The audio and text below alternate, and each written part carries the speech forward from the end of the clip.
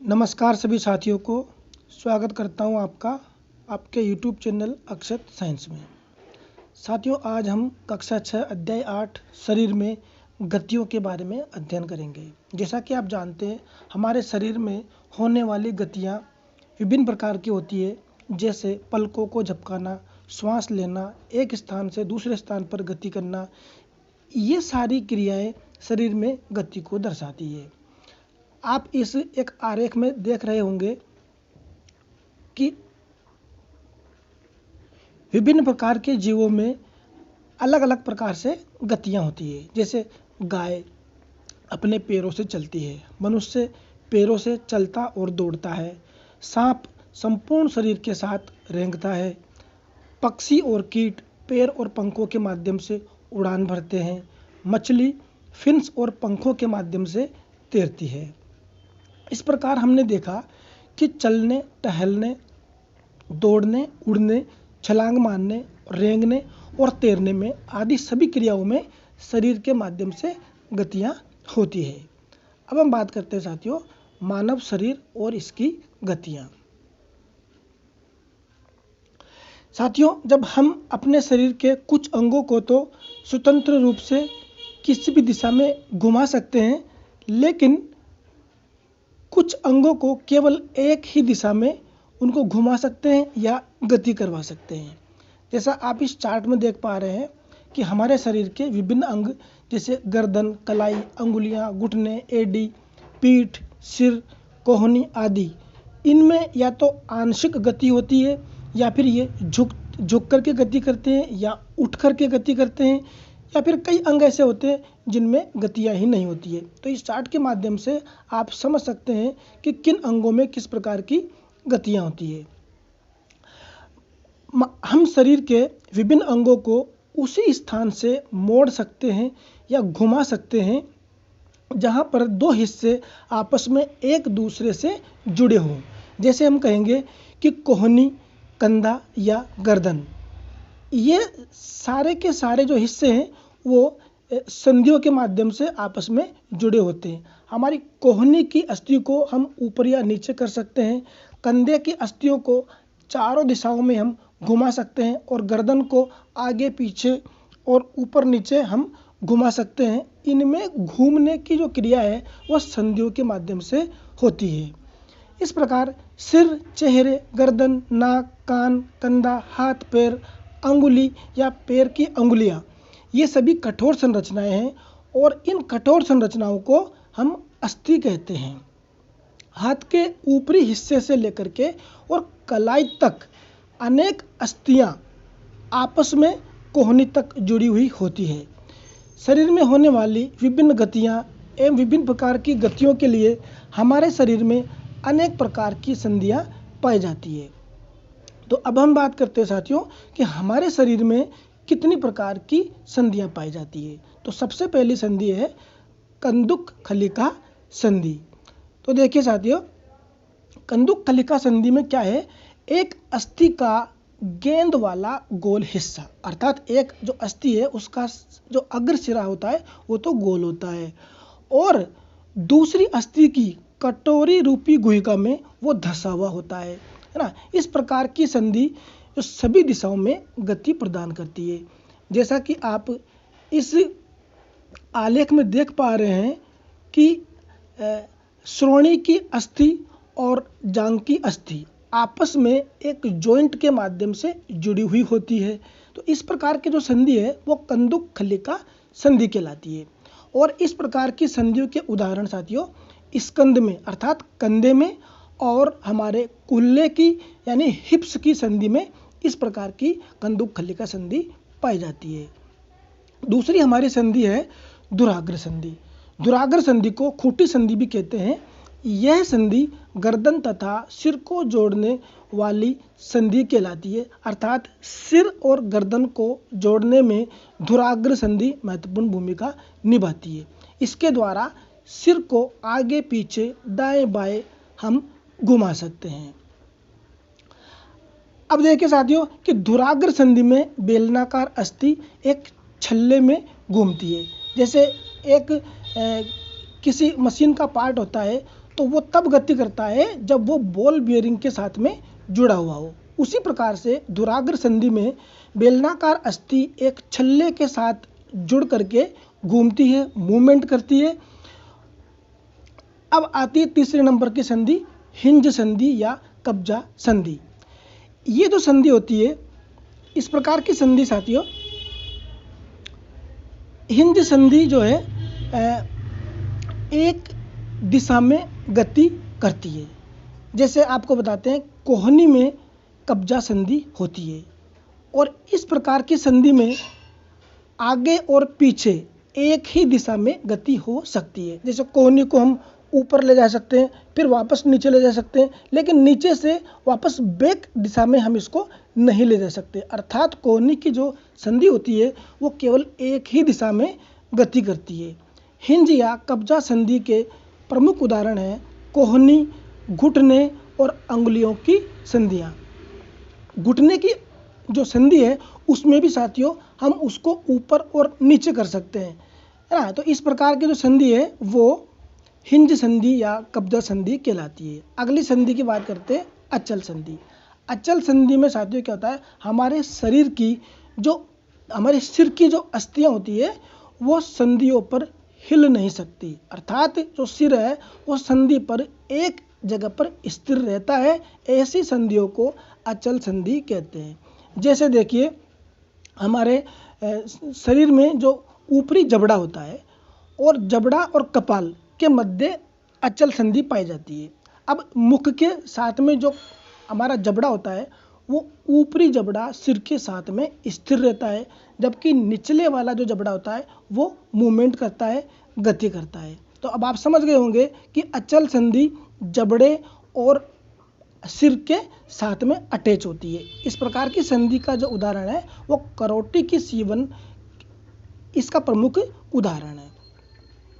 अब देखिए साथियों, शरीर की विभिन्न अस्थियों की आकृति, उनकी संख्या, उनके बारे में जो जानकारी है वो हम विभिन्न प्रकार के चित्रों के माध्यम से जानकारी प्राप्त कर सकते हैं। मुख्य रूप से एक्सरे करने के बाद में हमारे शरीर की जो आंतरिक संरचना है उनको हम देख सकते हैं। जैसा कि आप इस आलेख में देखिए, ये एक एक्सरे इमेज है।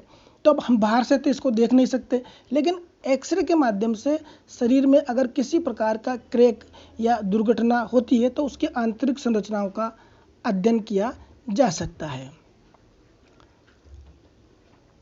चोट लगने पर आप जानते हैं चिकित्सक एक्सरे करवाता है और उन्हें अस्थियों को जो क्षति होती है उनके बारे में जानकारी प्राप्त करते हैं। अब देखिए साथियों, ये हमारी कलाई की अस्थियां हैं।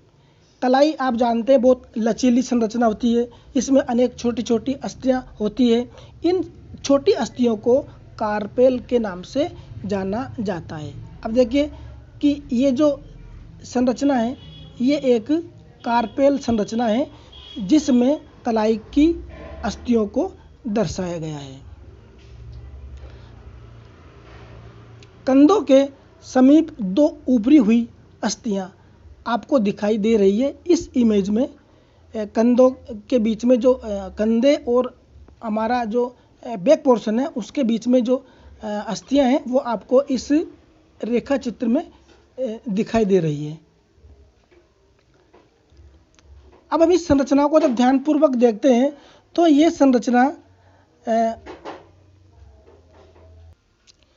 संरचना कंधे की संधियों और अस्थियों के बारे में जानकारी देती है। अब हम बात करते हैं साथियों पसली पिंजर की। जैसा कि आप इस आरेख में देख पा रहे हैं कि ये हमारे शरीर का एक वक्ष स्थल है, अर्थात ये हमारे फेफड़े और बैक पोर्शन की संरचना के कंकाल को दर्शाता है।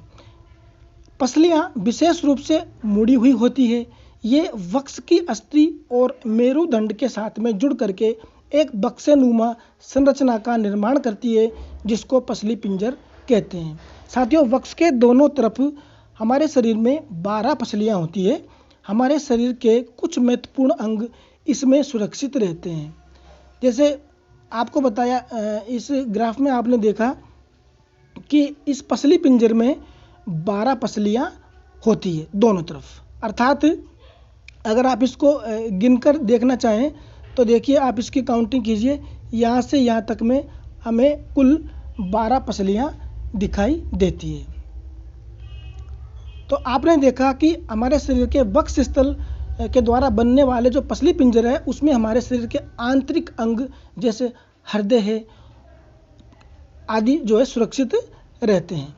अब देखिए गर्दन से प्रारंभ करके पीठ पर नीचे की ओर अनुभव की गई संरचना, जैसे आप देखिए ऊपर से लेकर हमारे जो गर्दन का जो बैकबोन है उससे लेकर कमर तक की जो संरचना है उसमें एक मेरुदंड जो पाया जाता है। मेरुदंड में अनेक छोटी छोटी अस्थियां होती है जिन्हें कशेरुका कहते हैं।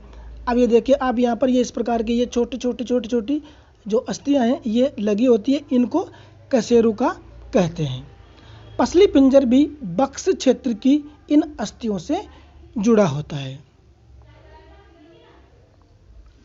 आप देखिए साथियों ये संरचना श्रोणी अस्थियां हैं। श्रोणी का मतलब होता है हमारे कंधे के आसपास की जो क्षेत्र है वो श्रोणी अस्थियां कहलाती है। ये बक्से के समान एक ऐसी संरचना होती है जो हमारे आमाशय के नीचे पाए जाने वाले अंगों की रक्षा करता है और यह कूल्हे वाले हिस्से हैं जिसके सहारे हम बैठते हैं। खोपड़ी और अनेक अस्थियों के एक दूसरे से जुड़ने से ये बनी होती है। ये हमारे शरीर के अति महत्वपूर्ण अंगों मस्तिष्क को परिबद्ध करके अर्थात चारों ओर से घेर करके उनकी रक्षा करती है। हमने अपने कंकाल की बहुत सी अस्थियों और संधियों के बारे में चर्चा की है। कंकाल के कुछ अतिरिक्त अंग भी हैं जो हड्डियों जितने कठोर नहीं होती है, जिन्हें मोड़ा जा सकता है, उन्हें उपास्थि कहते हैं। अर्थात साथियों अस्थियां जो होती है वो बहुत कठोर होती है लेकिन उपास्थियां बहुत ही नर्म और सॉफ्ट होती है जिन्हें हम पकड़ के और घुमा सकते हैं, महसूस कर सकते हैं। ऐसी संरचना उपास्थि कहलाती है। जैसे हम इस आलेख में हम देख पा रहे हैं कि ये एक हमारे कान की संरचना दिखाई दे रही है। इस कान की संरचना में अस्थि तो नहीं होती लेकिन उपास्थियां पाई जाती है। यानी कि हमारी जो कर्णपाली है उस कर्णपाली में उपास्थि पाई जाती है। शरीर की संधियों में भी उपास्थियां मौजूद होती है। मानव कंकाल अनेक अस्थियों, संधियों एवं उपास्थियों से मिलकर के बना होता है। उनमें से बहुत सारी अस्थियों को तो हम देख सकते हैं, मोड़ सकते हैं और गति उनमें करवा सकते हैं। हमने हमारे शरीर की उन अस्थियों और उनकी संधियों के विषय में जानकारी प्राप्त की जो विभिन्न प्रकार की गति करने में हमारी सहायता करती है। अब आप देखेंगे साथियों कि ये हमारी एक भुजा है। इस जो भुजा के अंदर मांसपेशियां और अस्थियां किस प्रकार से जुड़ी होती है, कैसे गति करती है, इसको समझने का प्रयास करते हैं। देखिए हमारी ऊपरी जो भुजा होती है उसका कोई भी उभरा हुआ भाग जब हमें दिखाई देता है, अर्थात जब हम हाथ को इस तरीके से फुला करके और ऊपर की ओर गति करवाते हैं तो उसमें एक ताकत महसूस होती है जिससे हमें एक उभरा हुआ भाग दिखाई देता है। इसे हम साथियों पेशी कहते हैं। संकुचित लंबाई में कमी, यानी कि जब वो संकुचित होती है तो उसकी लंबाई में कमी होती है और इस कारण पेशियां उभर कर आती है। संकुचन की अवस्था में पेशियां छोटी, कठोर और मोटी हो जाती है और ये अस्थि को खींचती है। किसी अस्थि को गति प्रदान करने के लिए दो पेशियों को संयुक्त रूप से कार्य करना होता है। यानी कि एक पेशी जो खिंचाव करती है और एक पेशी शिथिल होती है, तब जो है उसमें गति प्रारंभ होती है। जब दो पेशियों में से कोई एक सिकुड़ती है तो अस्थि उस दिशा में खिंच जाती है। जोड़े के अनुसार दूसरी पेशी जब शिथिल हो जाती है अर्थात उसकी लंबाई बढ़ जाती है और वो पतली हो जाती है तो वो अपनी अवस्था में आ जाती है।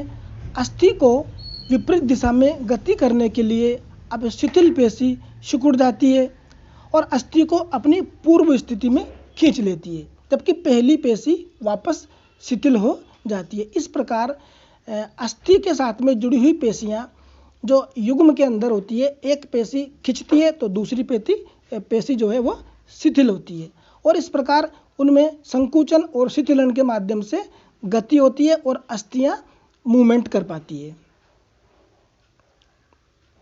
तो साथियों, आज के लेसन में हमने शरीर की विभिन्न प्रकार की संधियों और उनमें किस प्रकार गति होती है का अध्ययन किया। आगे हम विभिन्न प्रकार के जंतुओं में गति, उनमें चलन किस प्रकार से होता है का अध्ययन करेंगे। साथियों, वीडियो आपको कैसी लगी, अच्छी लगी हो तो लाइक कीजिए और हमारे चैनल को सब्सक्राइब कीजिए। मिलते हैं आपसे अगले वीडियो में। धन्यवाद।